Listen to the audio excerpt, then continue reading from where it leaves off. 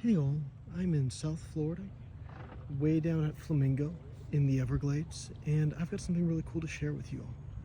So this is the West Indian manatee. This is the Florida population, also called the Florida manatee.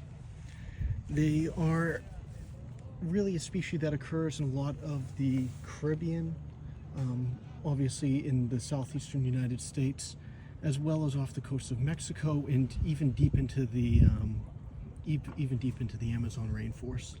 They occur in both fresh and salt water, and they feed on a broad variety of aquatic vegetation.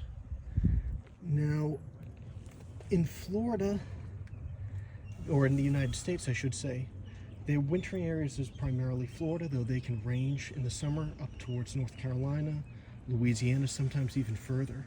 You can hear them spouting off as they come to the surface, though it can be down underwater up to 5 minutes generally, though sometimes as long as 20.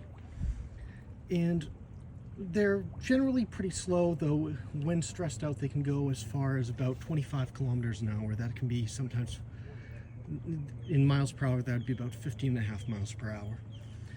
Now, I think these guys are phenomenally cool, but I also like on this channel talking about the historic ties with people. Now, historically, like I said, they wintered in Florida, and a lot of times they'd winter up near the St. Johns River Valley, or St. Johns River, where you'd have, oh, that's beautiful. Look at that. Pay attention to how those nostrils open and they close shut. That'll become important really soon. But they would winter along in the St. Johns River area, where you had some thermal activity that would warm them.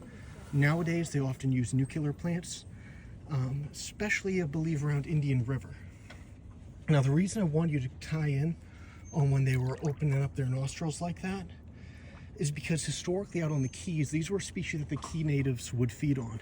And the way they would hunt these is they would actually get a loop around their neck, then hop in and you'd take stakes and you'd put those into the nostrils. And I didn't really appreciate that until I actually watched their behavior. And as you can see, when they dive down, they seal the nostrils.